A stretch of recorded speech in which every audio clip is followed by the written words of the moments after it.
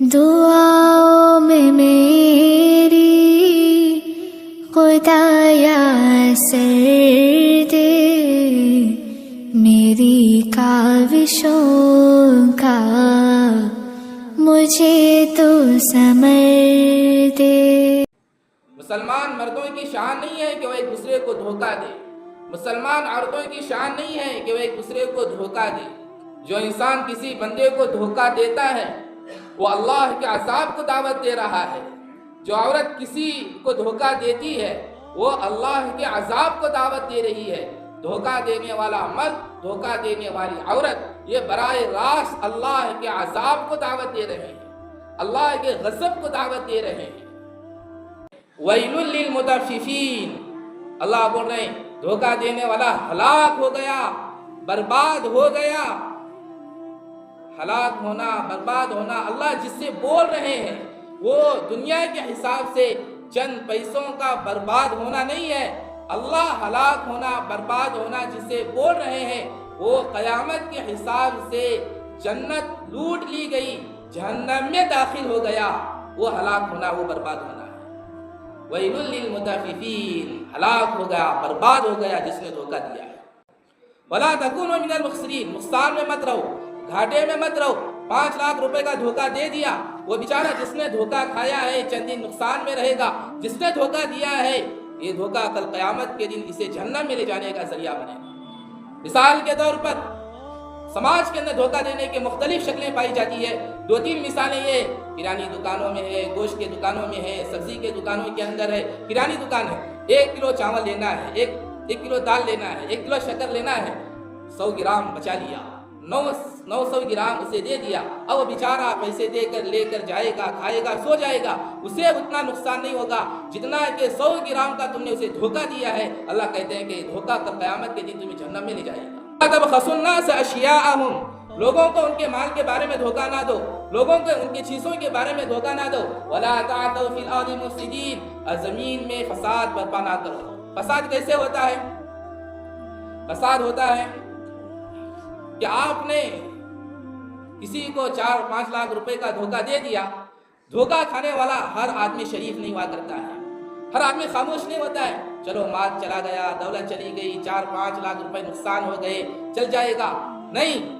بعض تو ایسے ہوتے ہیں تم شیر ہو تو وہ سوا شیر ہوگا، تم باپ ہو تو باپ کا باپ ہوگا، تم گدھے ہو تو گدھے کا باپ ہوگا۔ تم 4 لاکھ روپے کا دھوکہ دیا، وہ کروڑوں روپے کا دھوکہ دے گا۔ اللہ کہتے ہیں اس طریقے سے آپس میں دھوکہ دے کر کے خوش ہوتے ہو، کل قیامت کے دن ان دھوکہ دینے والوں کو فرشتے جوتے مار کر جہنم میں داخل دیں گے۔ الحمدللہ، الحمدللہ وحدہ، والصلاة والسلام علی من لا نبی بعدہ، اما بعد فاعوذ باللہ من الشیطان الرجیم، بسم اللہ الرحمن الرحیم۔ یا ایہا الذین آمنوا اوفوا بالعقود، قال النبی صلی اللہ علیہ وسلم من غش فلیس منا، او کما قال علیہ الصلاة والسلام۔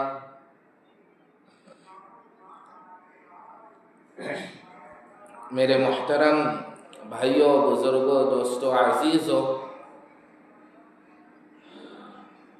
قرآن مجید کی آیات، حدیث پاک کی روشنی میں آپ حضرات کے سامنے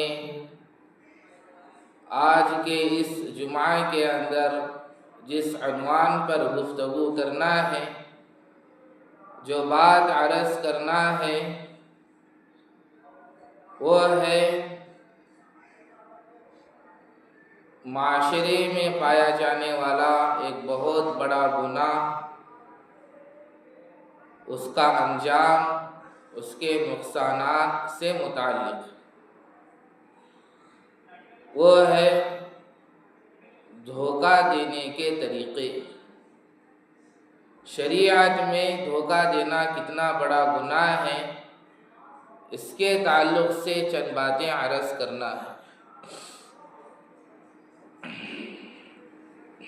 پہلی بات یہ ہے کہ پوری دنیا کے اندر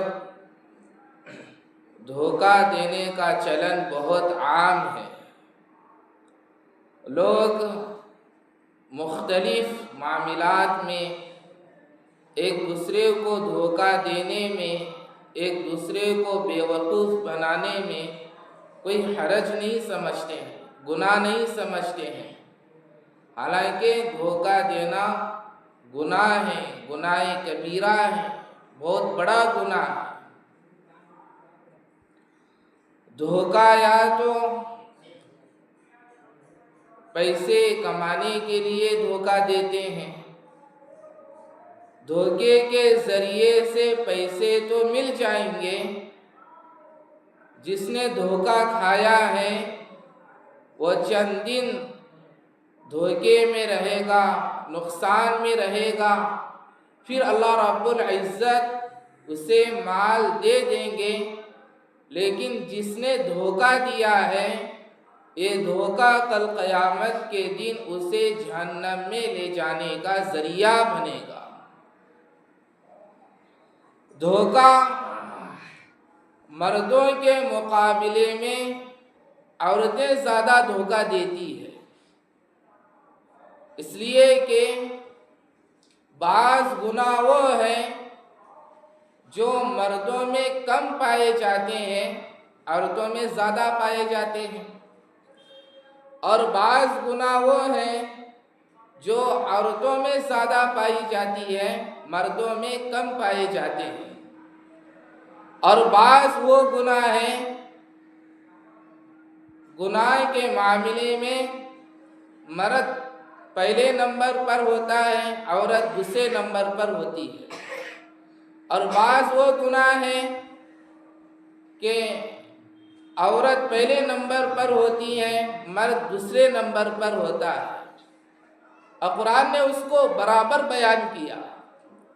چنانچہ 2-3 مثالیں چوری کرنے کے معاملے میں، السارق والسارقۃ فاقطعوا ایدیہما، چوری کرنے والا مرد، چوری کرنے والی عورت. اللہ رب العزت نے چوری کے معاملے میں مرد کو پہلے نمبر پر بیان کیا، دوسرے نمبر پر عورت کو بیان کیا. معلوم ہوتا ہے چوری کرنے میں مرد آگے رہتا ہے، عورت پیچھے رہتی ہے. زنا کے معاملے میں قرآن نے کہا الزانیۃ والزانی فاجلدوا کل واحد منہما 100 جلدہ. زنا کرنے والی عورت، زنا کرنے والا مرد. پہلے نمبر پر اللہ نے عورت کو بیان کیا، دوسرے نمبر پر مرد کو بیان کیا. معلوم ہوتا ہے زنا کرنے میں عورت پہلے نمبر پر ہوتی ہے، مرد دوسرے نمبر پر ہوتا ہے. بعض گناہ وہ ہیں جو عورتوں میں زیادہ پائے جاتے ہیں، مردوں میں کم پائے جاتے ہیں. اور بعض گناہ وہ ہیں جو مردوں میں زیادہ پائے جاتے ہیں، عورتوں میں کم پائے جاتے ہیں. بعض وہ گناہ ہیں جو گناہ کرنے میں مرد پہلے نمبر پر ہوتا ہے، عورت دوسرے نمبر پر ہوتی ہے. بعض گناہ وہ ہیں جو گناہ کرنے میں عورت پہلے نمبر پر ہوتی ہے، مرد دوسرے نمبر پر ہوتا ہے. تو دھوکہ بھی مردوں کے مقابلے میں زیادہ تر عورتیں دھوکہ دیتی ہے. دھوکہ دینا گناہ ہے، گناہ کبیرہ ہے، بہت بڑا گناہ ہے. دھوکہ بہت بری چیز ہے. ایک مسلمان کی شان نہیں ہے کہ وہ ایک دوسرے کو دھوکہ دے. مسلمان مردوں کی شان نہیں ہے کہ وہ ایک دوسرے کو دھوکہ دے. مسلمان عورتوں کی شان نہیں ہے کہ وہ ایک دوسرے کو دھوکہ دے. جو انسان کسی بندے کو دھوکہ دیتا ہے وہ اللہ کے عذاب کو دعوت دے رہا ہے. جو عورت کسی کو دھوکہ دیتی ہے وہ اللہ کے عذاب کو دعوت دے رہی ہے. دھوکہ دینے والا مرد، دھوکہ دینے والی عورت، یہ براہ راست اللہ کے عذاب کو دعوت دے رہے ہیں، اللہ کے غضب کو دعوت دے رہے ہیں. دھوکہ دینا مسلمانوں کی شان نہیں ہے. دھوکہ دینا مسلمان مرد مسلمان عورتوں کی شان نہیں ہے۔ اور بعض دھوکہ دینے والے ایسا دھوکہ دیتے ہیں، دینی معاملات میں بھی دھوکہ دیتے ہیں، انہیں شرم حیا خوف ڈر کچھ بھی محسوس نہیں ہوتا۔ اور بعض دھوکہ دینے والے ایسے ہوتے ہیں، دھوکہ دینے میں بڑے ماہر ہوتے ہیں۔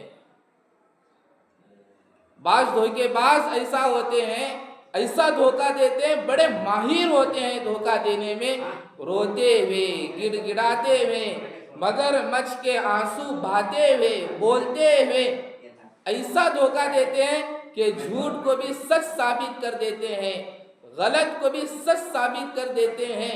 بڑے عقل سے، بڑے فہم سے، بڑے شعور سے، بڑے دانائی کے ساتھ سماج میں دھوکہ دینے والے لوگ موجود ہیں۔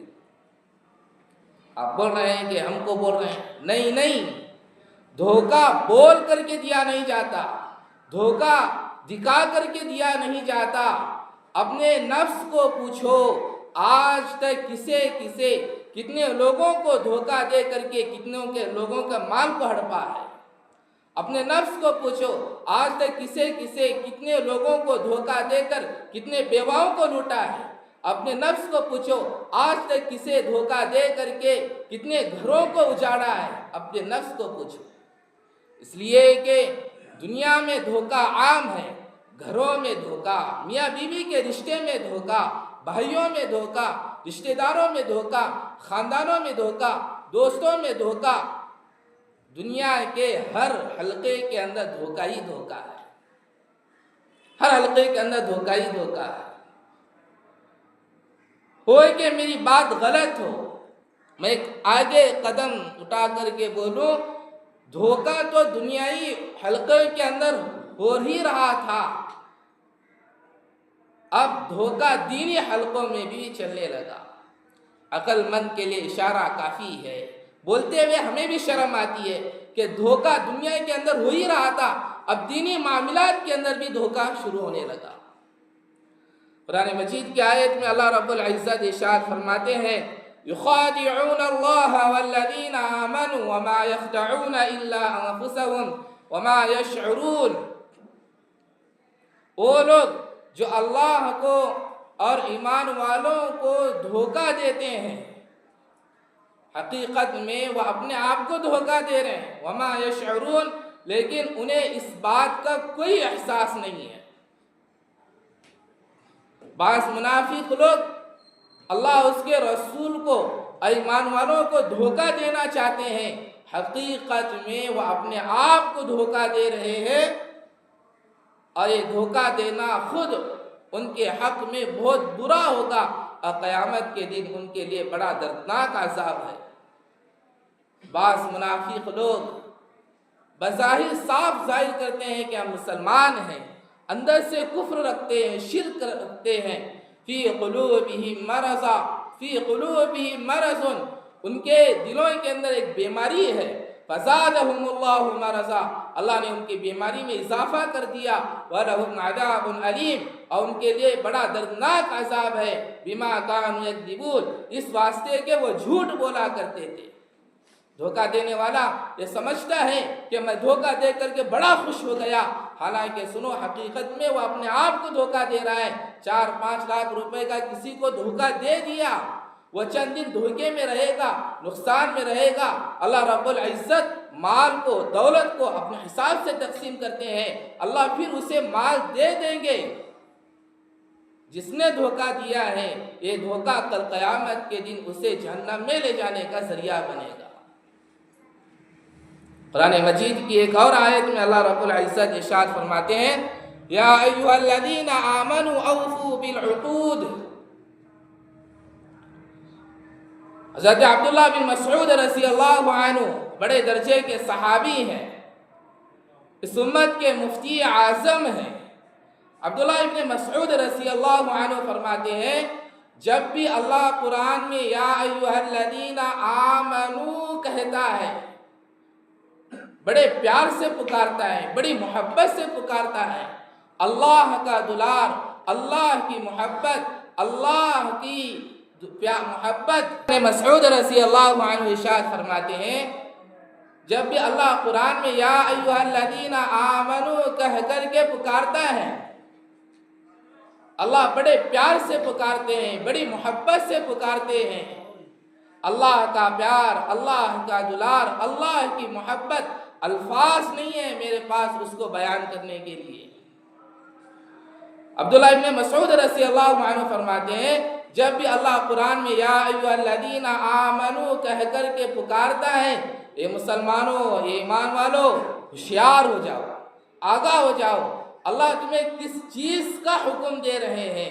یا ایھا الذین آمنوا اوفوا بالعقود، اے ایمان والو جب آپس میں معاہدہ کرو، وعدہ کرو تو اسے پورا کرو۔ جب آپس میں معاہدہ کرو، وعدہ کرو، اسے پورا کرو۔ کتنے لوگ ہیں کتنے وعدے کو توڑتے ہیں، وعدہ کر کے وعدے کو توڑ دیتے ہیں، وعدہ خلافی۔ قرآن مجید کی ایک اور آیت میں اللہ رب العزت ارشاد فرماتے ہیں وَأَوْفُوا بِالْعَهْدِ إِنَّ الْعَهْدَ كَانَ مَسْئُولًا، جو وعدہ کرو اسے پورا کرو کیونکہ کل قیامت کے دن اس کے متعلق پوچھا جائے گا۔ اور سنو، وعدہ جائز کاموں میں ہوتا ہے، ناجائز کاموں میں نہیں ہوتا۔ وعدہ جائز کاموں میں ہوتا ہے، وعدہ ناجائز حرام خوری کے کاموں میں نہیں ہوا کرتا ہے۔ مجھے بھی بولتے ہوئے شرم آتی ہے، کیا کریں جب سماج ہی بے شرم ہے، اور بے شرم لوگوں کے سامنے شرمانا بھی ایک طرح کا گناہ ہے۔ ایک آدمی اپنے پڑوسی سے 6 مہینے سے باتیں نہیں کر رہا ہے، 6 مہینے ہو گئے، باتیں نہیں، کچھ بھی نہیں، دشمنی ہے۔ پوچھا گیا کیوں باتیں نہیں کر رہے ہو؟ بول رہا ہے کہ دھوکہ باز ہے، دھوکہ دیتا ہے۔ ہم نے پوچھا کہ کیا دھوکہ دیا؟ مجھے پیسوں کی ضرورت تھی، اس نے سنگ میں سے پیسے نکال کر کے نہیں دیا، اس لیے میں نے ان سے باتیں چھوڑ دیا، یہ دھوکہ باز ہے۔ تو وعدہ جائز کاموں میں چلتا ہے، ناجائز اور حرام خوری کے کاموں میں وعدہ نہیں چلا کرتا۔ کتنے لوگ ہیں شہرت کے ساتھ ریاکاری کے لیے، اپنے آپ کو مالدار کرنے کے لیے لوگوں کے سامنے ہم نے مسجد کو یہ دیتے ہیں، فلاں دیتے ہیں، فلاں دیتے ہیں، برسوں گزر جاتے ہیں کہ وہ مسجد میں وہ چیز نہیں آتی۔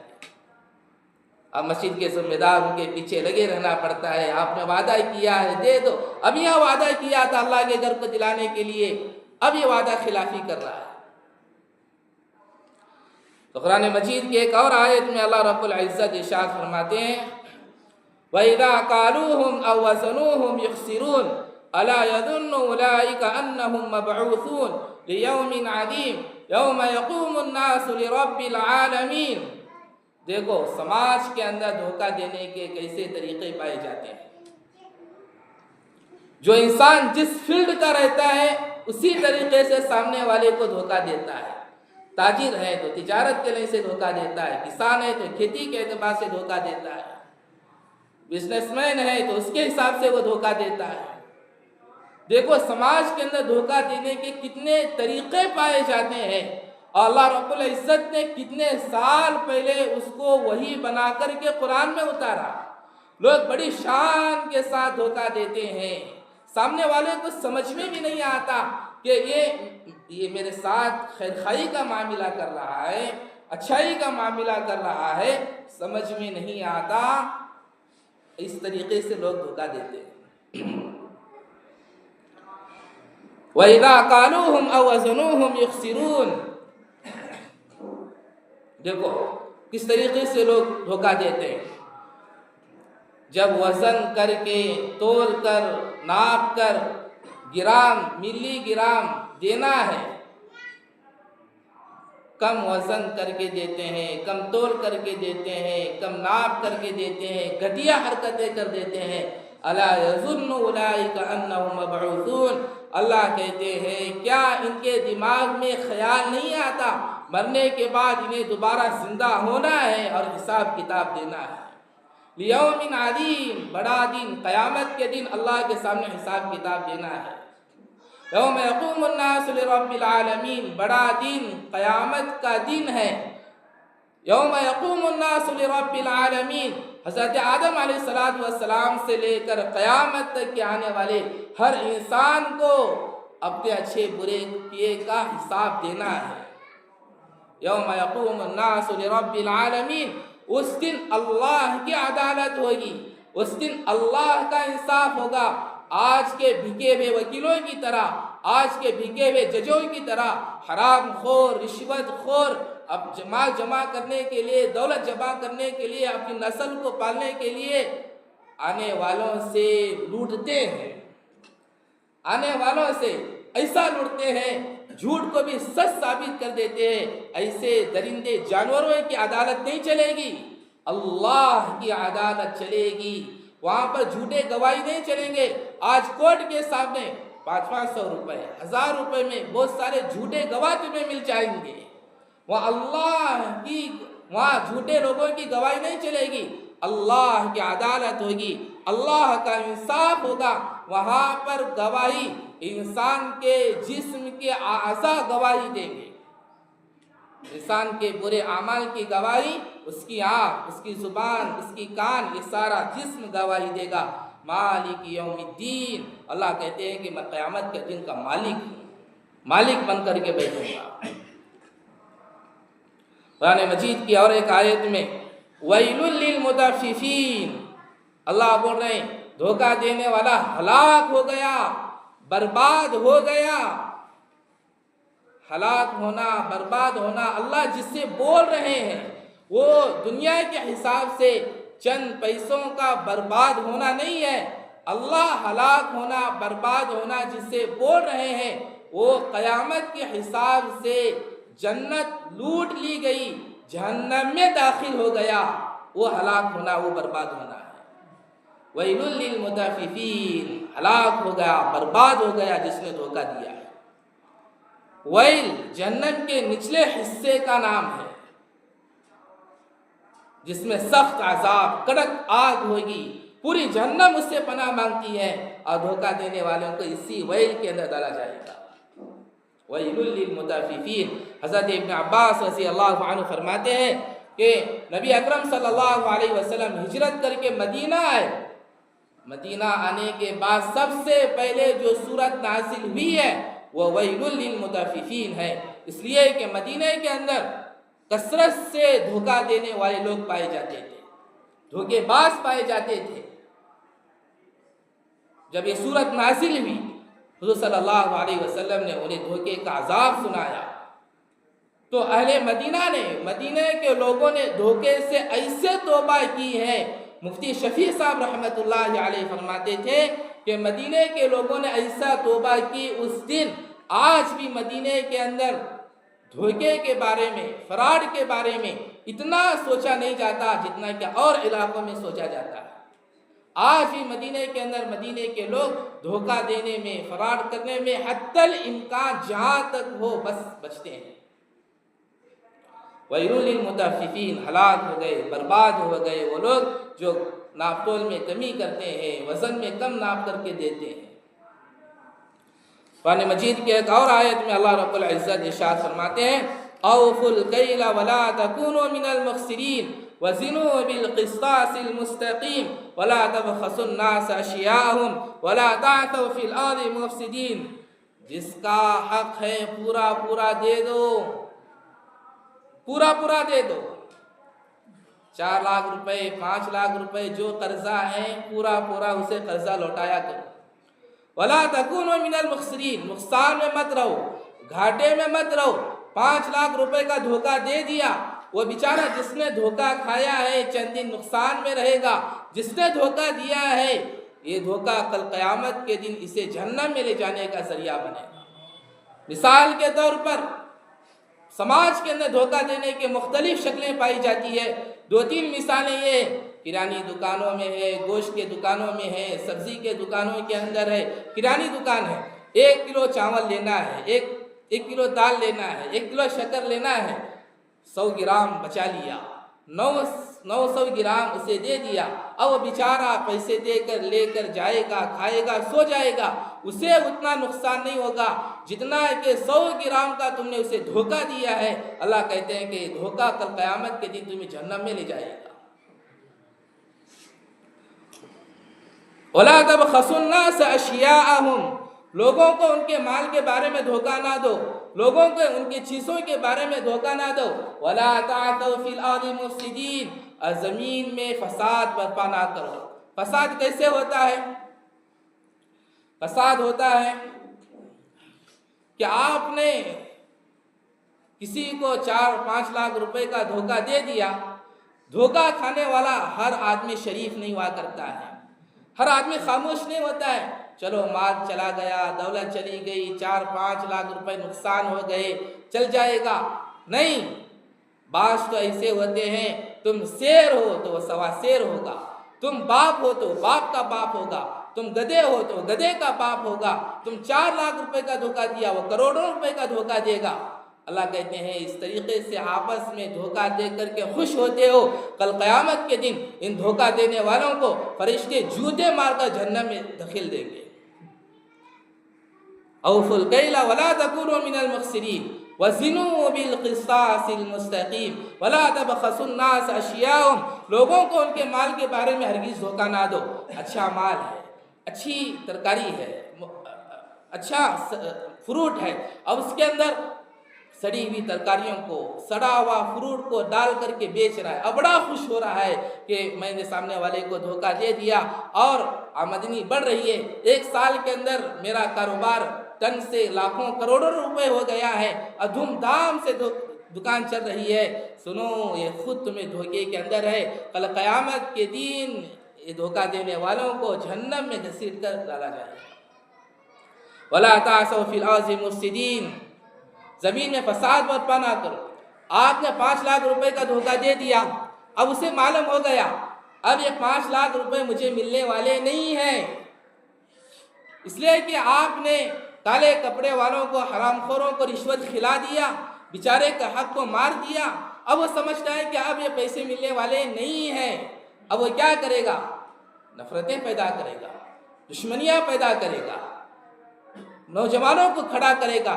کہیں تمہاری بیٹی اکیلے میں جا رہی ہے تو اس کا منہ کالا کرے گا، تمہاری غیر موجودگی کے اندر تمہاری بیوی کے ساتھ زنا کرے گا، اور اکیلے میں تم کہیں جا رہے ہو تو تمہاری جان کے پیچھے پڑ جائے گا، تمہاری جان خطرے میں آ جائے گی۔ وہ کہے گا مجھے پیسے ملے یا نہ ملے مجھے اس کی کوئی پرواہ نہیں ہے، لیکن دھوکہ دینے والے کو اسے جینے نہیں دے گا۔ دھوکے کے نقصانات ایک حدیث میں ہے، حضور صلی اللہ علیہ وسلم ارشاد فرماتے ہیں لِكُلِّ غَادِرٍ لِوَاءٌ يَوْمَ الْقِيَامَةِ، دھوکہ دینے والے کو کل قیامت کے دن ایک جھنڈا دیا جائے گا ہاتھ کے اندر، اور وہ جھنڈا پیچھے اس کے سوری میں ڈالا جائے گا۔ سب لوگ ہوں گے، رشتہ دار بھی ہوں گے، پوری دنیا کے لوگ ہوں گے، اس کے ہاتھ میں جھنڈا دیا جائے گا اور جھنڈے کے اندر لکھا ہوگا فلاں آدمی فلاں کو دھوکہ دیا ہے، فلاں کا رشتہ دار ہے، فلاں خاندان سے تعلق رکھتا ہے، فلاں قبیلے کا ہے۔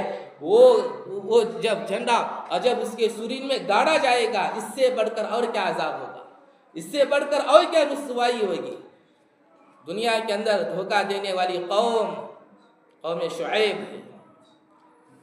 حضرت شعیب علیہ السلام کی قوم دھوکہ دیتی تھی، 3 گناہ پائے جاتے تھے، اللہ کی نافرمانی، کفر، شرک، دوسری چیز ہے وزن میں ناپ تول میں کمی کر کے دینا، اور تیسری چیز ہے لوٹ مار کرنا۔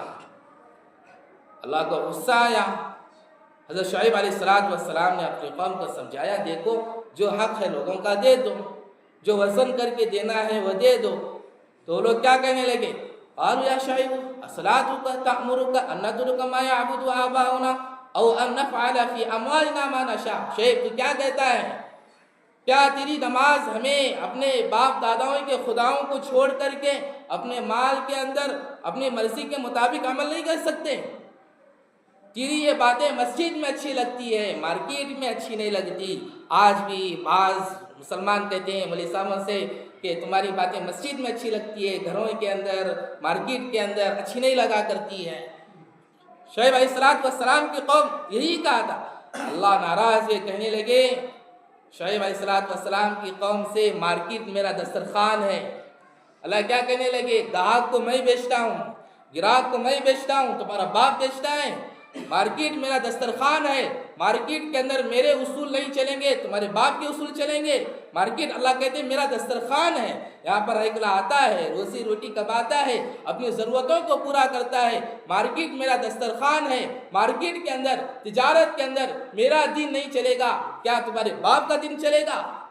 اللہ کا غصہ آیا، اتنی گرمی، اتنی شدید گرمی، بیچارے گرمیوں سے تھک گئے، درخت کے نیچے بادل چھا گیا، ایسا سمجھ رہے کہ اب بارش برسنے والا ہے، اب بارش آنے والی ہے۔ تو پھر اللہ رب العزت نے اس بادل سے آگ برسا کر اس قوم کو ہلاک کر دیا۔ آج بھی لوگ کہتے ہیں یہ باتیں مسجد میں اچھی لگتی ہے، مارکیٹ میں وغیرہ اچھی نہیں لگتی ہے۔ آج کا مسلمان تجارت کے دین کو سیکھنے کے لیے تیار نہیں ہے، معاملات کا دین سیکھنے کے لیے تیار نہیں ہے، عبادت کا دین تو سیکھ لیتا ہے، نماز روزہ زکوٰۃ، باقی اور دین سیکھنے کے لیے تیار نہیں ہے۔ معاملات کا دین، معاشرت کا دین، اخلاقیات کا دین، یہ دین سیکھنے کے لیے تیار نہیں ہے۔ اور ایک حدیث میں حضور صلی اللہ علیہ وسلم ارشاد فرماتے ہیں من غش فلیس منا، جو دھوکہ دے وہ ہم مسلمانوں میں سے نہیں ہے۔ دھوکہ دینے والے اللہ کے نبی کیا کریں؟ جو دھوکہ دے وہ ہم مسلمانوں میں سے نہیں ہے۔ حضرات محدثین تشریح کرتے ہیں وہ میرا امتی ہی نہیں ہے۔ جب میرا امتی نہیں ہے تو کل قیامت کے دن میری سفارش بھی اسے نہیں ملے گی۔ ایک صحابی رضی اللہ عنہ مارکیٹ کے اندر، مدینہ کے مارکیٹ میں گیہوں بیچ رہے تھے۔ حضور صلی اللہ علیہ وسلم مارکیٹ جاتے تھے، دیکھتے تھے کیا حال چال ہے مارکیٹ کا۔ گئے، گیہوں میں ہاتھ ڈالا، اندر بھیگے ہوئے گیہوں ہے، اوپر سوکھے گیہوں ہے۔ حضور صلی اللہ علیہ وسلم نے فرمایا ایسا کیوں کیا؟ صحابی رضی اللہ عنہ کہنے لگے اللہ کے رسول کا رات بارش بہت ہو گئی، گیہوں بھیگ گئے، میں نے سوچا کہ سوکھے اور بھیگے ہوئے گیہوں کو مکس کر کے بیچ دوں گا، مال کھپ جائے گا۔ تو حضور صلی اللہ علیہ وسلم نے ارشاد فرمایا من غش فلیس منا، جو امت کو دھوکہ دے کر کے مال کو بیچتا ہے وہ مسلمانوں میں سے نہیں ہے۔ کس کو کہہ رہے ہیں؟ صحابی رضی اللہ، صرف صحابی کو نہیں، ہم پورے مسلمانوں کو کہہ رہے ہیں، پوری امت کو بول رہے ہیں۔ یہ بات یاد رکھو، دھوکہ خاندانوں میں چلتا ہے۔ آپ نے ایک کو دھوکہ دیا، وہ دھوکہ لوٹ کر تمہارے اندر آئے گا، تمہاری زندگیوں کے اندر بالفرض اگر مان لیا گیا، اگر دھوکہ تمہارے لوٹ کر نہیں آیا، تمہارے خاندانوں کے اندر آئے گا، تمہارے اولاد کے اندر آئے گا، رشتہ داروں کے اگر نہ آیا، کل قیامت کے دن یہ دھوکہ تمہیں جہنم میں لے جانے کا ذریعہ بنے گا۔ یہ بات یاد رکھو، عبادت ہمارے لیے فرض کا درجہ ہے، عبادت کی حفاظت بھی ہمارے لیے فرض کا درجہ ہے۔ نماز، زکوٰۃ، روزہ، حج، داڑھی، ٹوپی، کرتا پیجامہ، دعوت، تبلیغ، خانقاہ، ذکر، تسبیح، تلاوت، ان سے ہماری اصلاح ہوتی ہے، یہ ہمارے ذخیرہ آخرت ہے، ہونا چاہیے۔ لیکن داڑھی کو دھوکے کا ذریعہ نہ بناؤ، کرتا پیجامہ کو، یہ مقدس لباس کو دھوکے کا ذریعہ نہ بناؤ، تبلیغ کا لیول لگا کر دھوکے کا ذریعہ نہ بناؤ، خانقاہ کا لیول لگا کر دھوکے کا ذریعہ نہ بناؤ۔ بھولا بھالا آدمی ہے، آپ پر بھروسہ کر لے گا، یہ بہت اچھے آدمی ہیں، شریف آدمی ہے، شریف داڑھی رکھتے ہیں، ٹوپی پہنتے ہیں، نبی کا لباس پہنتے ہیں، ان کی باتوں میں اللہ کا ڈر، خوف محسوس ہو رہا ہے، بھروسہ کر لے گا۔ اگر تم نے داڑھی کو، نبی کے مقدس لباس کو قوم کے لوٹنے کا ذریعہ بنایا، دھوکہ دینے کا ذریعہ بنایا، تو پھر تمہاری نمازیں، تمہاری ذکر، تمہاری عبادات، تمہاری زکوٰۃ، صدقہ، دعوت، تبلیغ، جتنے بھی تمہارے نیک اعمال ہیں، کل قیامت کے دن حق والوں کو حق دیا جائے گا، خالی ہاتھ ہو جائیں گے، اور فرشتے ان لوگوں کو جوتے مار کر کے جہنم کے اندر گھسیٹ کر لے جائیں گے، اس لیے کہ انہوں نے داڑھی کو اور نبی کے لباس کو دھوکے کا ذریعہ بنایا ہے۔ تو اللہ سے دعا ہے اللہ ہم سب کو ان باتوں